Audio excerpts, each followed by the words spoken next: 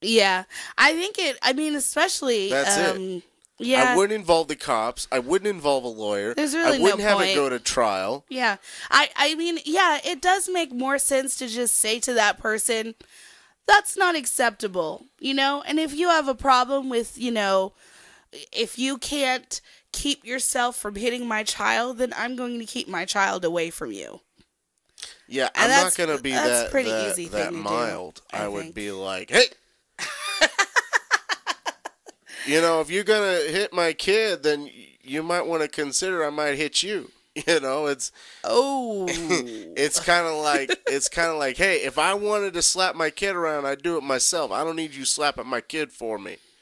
Yeah. But of course, I'm not gonna hit my kid. So Yeah. that's You don't believe in that type of discipline. but it depends on what my kid was doing at the time. You know, Obviously, I'm not going to just sit there like that dad and let my kid get away with swinging a bat at another kid. Yeah, That father should you have heard been what the down father those said? stairs 60 seconds before it got to that The point. father was like, "Hey, you should, wait your turn, give up Yeah. that bat. I'll explain it to you later."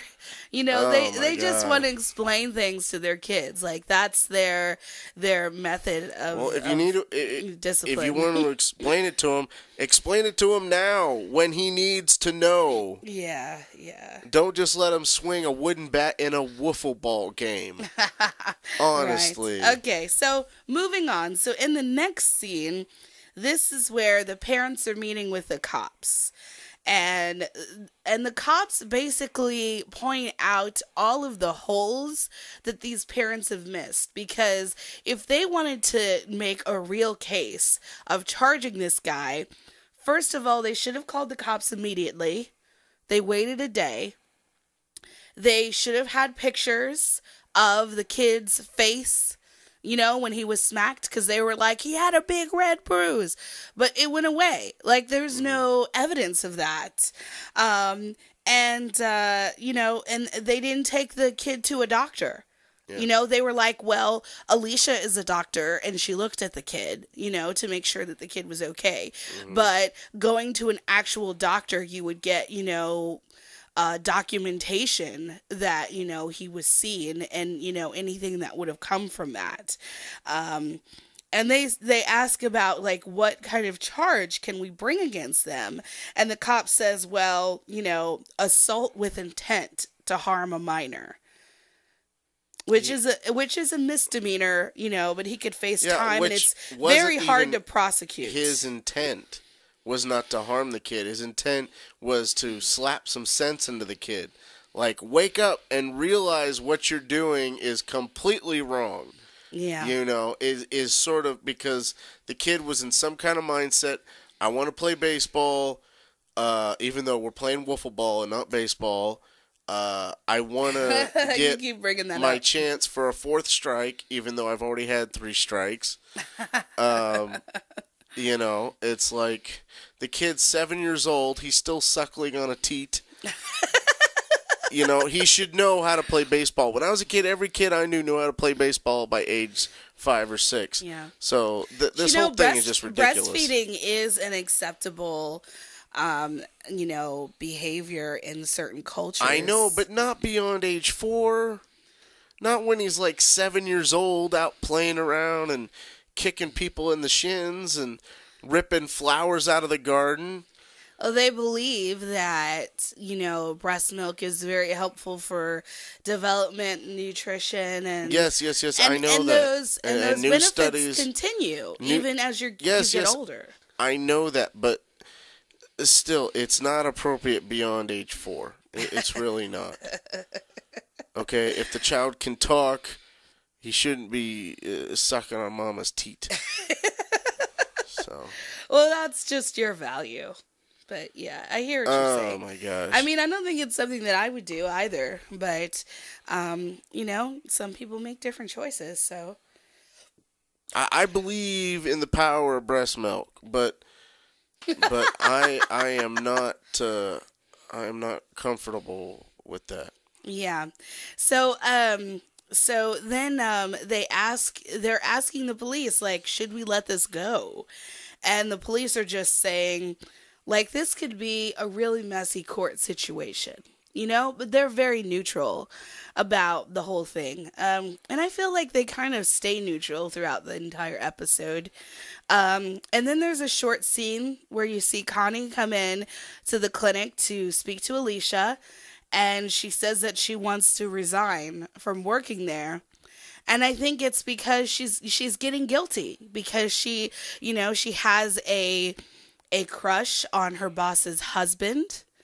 And they were flirting a little bit, and, they kind of decided that they weren't going to get together anymore. So yeah, that is just ridiculous. The babysitter is not thinking clearly. A 40-year-old man and an 18-year-old girl. Exactly. She should keep her internship or whatever really? It is.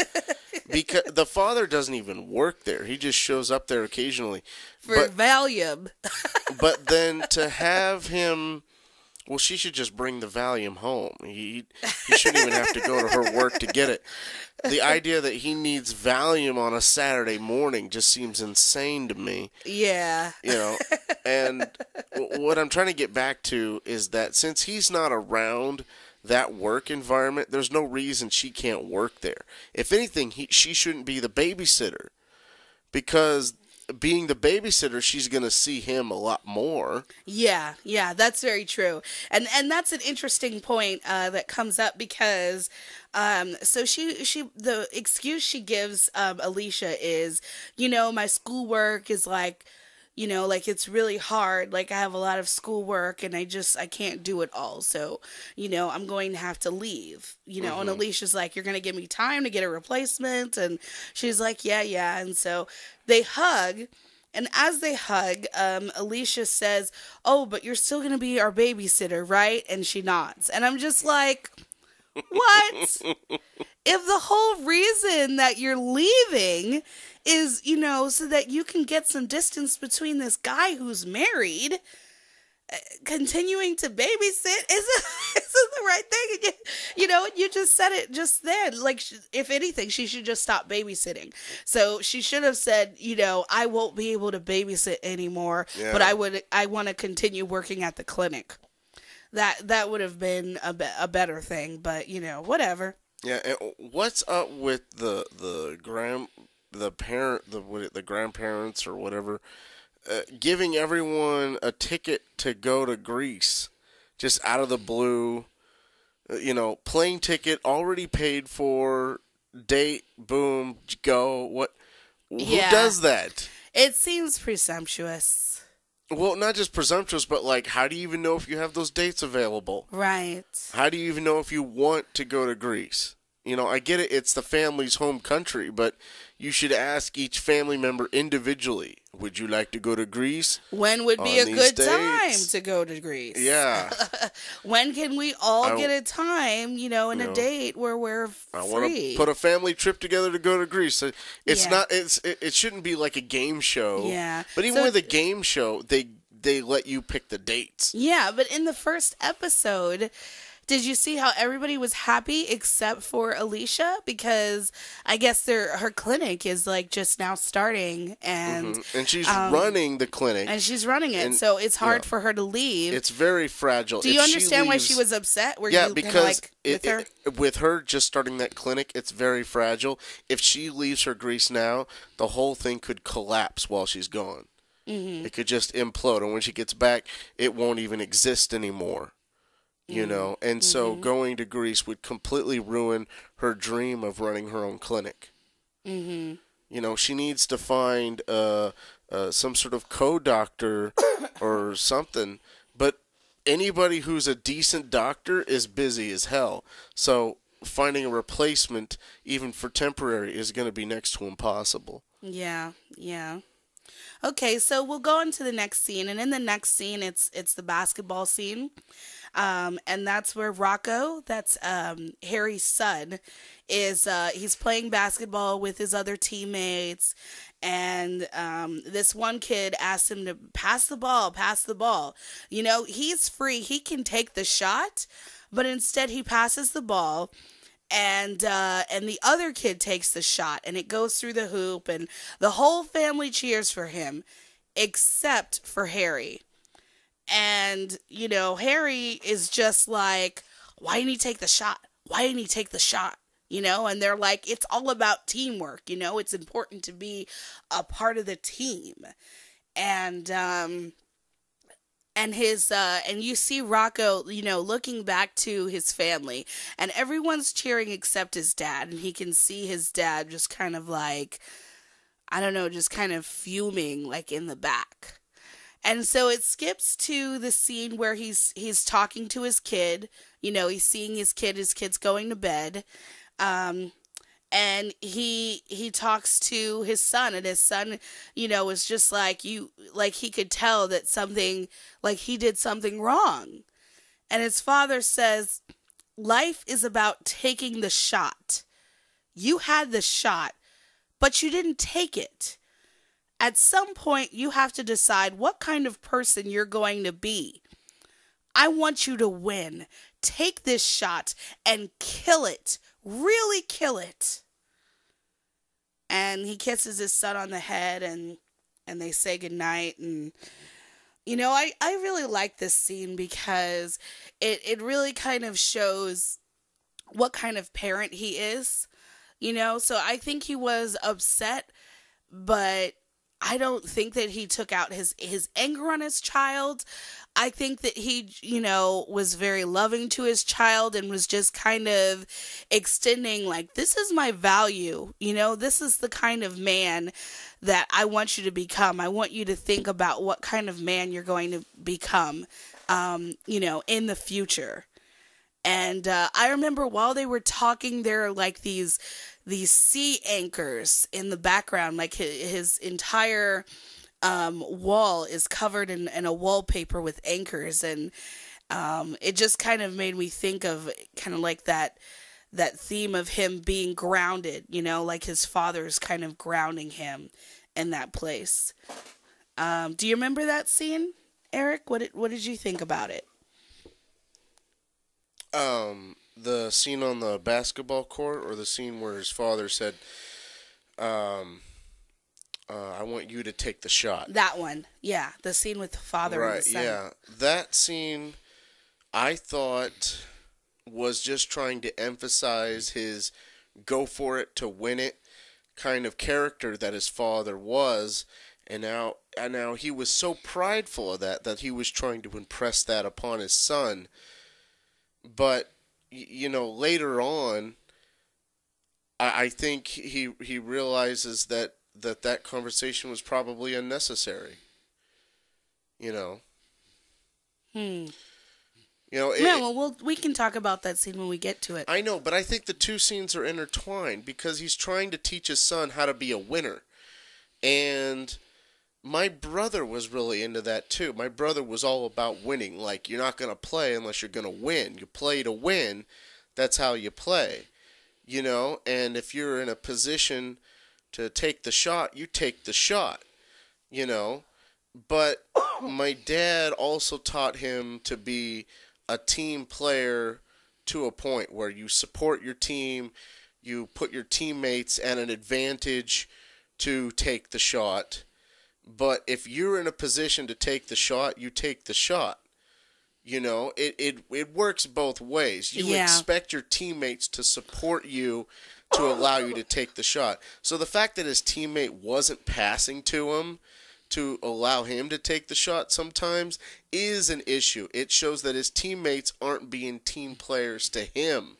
And he did say that. He was like, they're not respecting him. They're not respecting him. Yeah. The boy had said to the father, but it's about teamwork. And he said, it is, but it isn't. There has to be some kind of balance between teamwork and also being a leader too. You need to shine. Yeah, in baseball, up until the early 90s, most baseball scouts and coaches were looking for baseball players that would go for the win and just try to get the most points and whatever. But somewhere around the mid 90s, RBIs began to be really respected. RBIs are runs batted in, and they're basically like an assist in basketball, where you get a hit that allows other runners on your team on base to score. So you're basically assisting them to rack up the points on the team. And when RBIs became respected, it was about the whole concept of being a team player became respected. And then that changed the whole concept of what coaches in professional baseball and scouts in professional baseball were actually looking for in a player. Yeah, and I remember seeing that scene, and he was clear. He was open to take the shot. And actually the guy who was saying, pass me the ball, he had two guys on him. Yeah. So, it was almost, kind of, not so smart for him to throw the ball to where the other team could get it. If you got two guys blocking you, you're not going to be able to make a good shot. Yeah, but he managed to get the ball and then take the shot anyway. So, but did the shot go in the hole? Yeah, it went in the hoop. Yeah, it did. That's pretty good playing.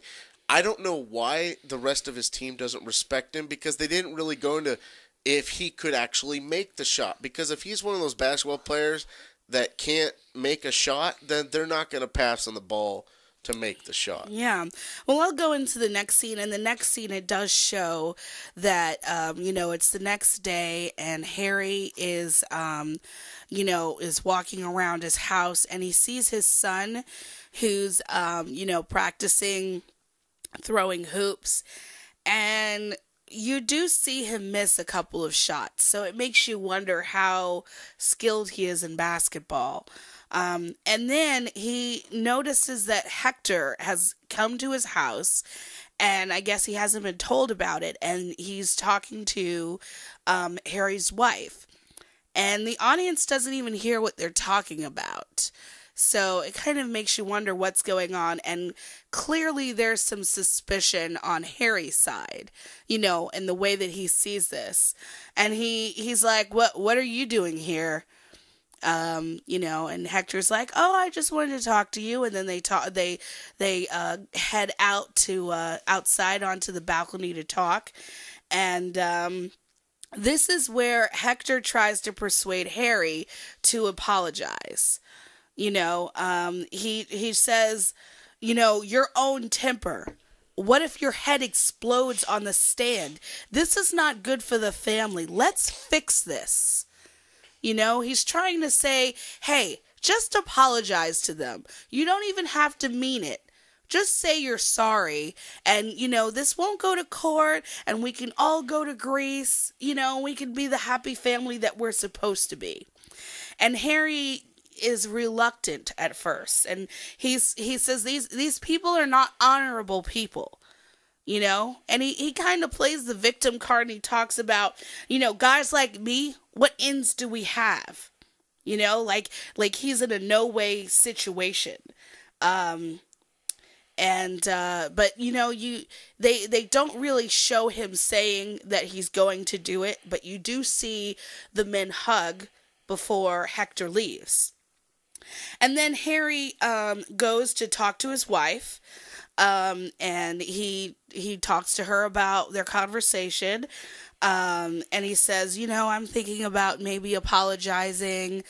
The thing is that when he spoke to Hector about this, Hector had said something about, lawyering up.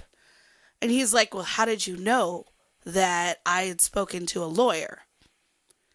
And so he suspects his wife told his cousin about it. And so, he's like, are you talking behind my back? Mm-hmm.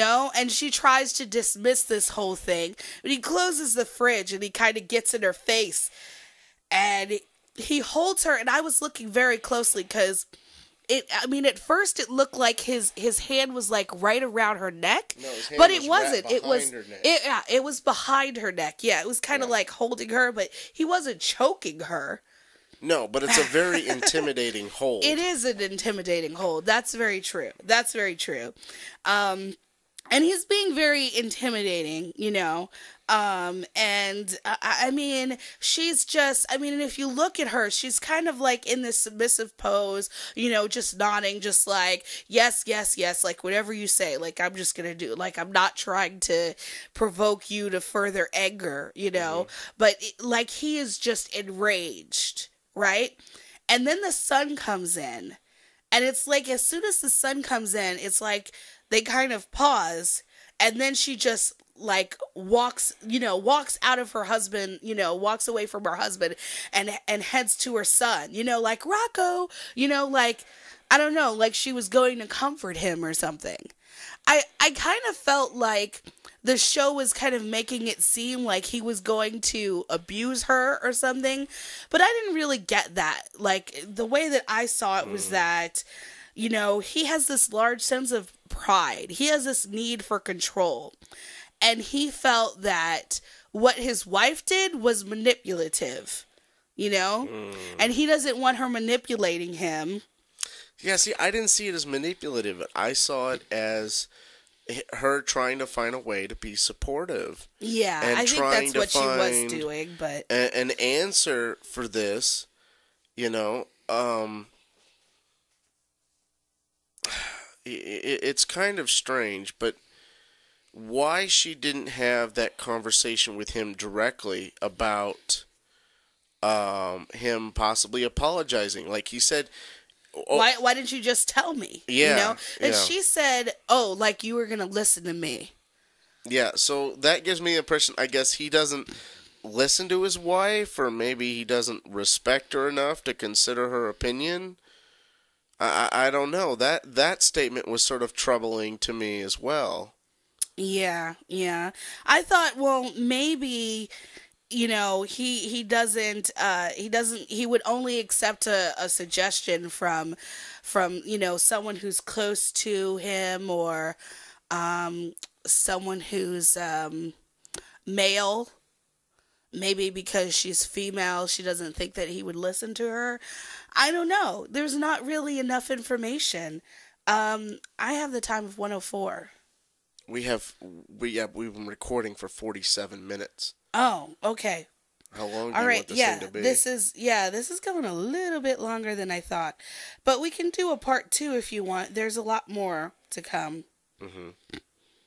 Well, I got to post this in 20-minute segments, so it's already a part 1 and part 2. Okay. Should we continue then? I'd like to be able to get something to eat before I go. Okay, so you want to I'm saying we're pause? running out of time. Okay. All right. Okay, then we will continue this and another segment. Thank you for listening to us at Tennille's Creations Review. And you can email me at any time with any questions at creationsbytennille@gmail.com. I also have a Twitter account at createbytennille. Thank you very much. Okay, cool. I'm glad I was able to participate today. I think this character that was the main character for this episode was a very interesting man, and I think the actor brought a lot to it, and I think the writers put a lot of depth into it to really make him, I'm not sure if it would be believable, but interesting. It's like, whoa, could somebody really be like this? Is this how abusive men are created in society? Is it a cultural thing? Is it the fierceness of being, you know, a 1%er, or wanting to always be the winner, to be on top? You know, he runs his own company, so he considers himself at the top rung of society. He calls himself a 1%er. So it's an interesting thing to see, because I know some 1%ers personally, and none of them are like this. This type of angry personality usually comes out in people who want to be 1%ers and aren't, and are struggling through their lives in society, or have struggles with their families, to the point that it causes this internal rage to always try to do better. So So that's, to me, what makes this character kind of unbelievable. You'd think having his own company and all this money, he'd be happy, he'd be content, he wouldn't be so angry or controlling. But who knows? Yeah, but I do have my therapist review on this character and my diagnosis and my rating, and you should definitely listen in for that. Okay, so that's coming up next time? Yes, it is. Thank you. Okay.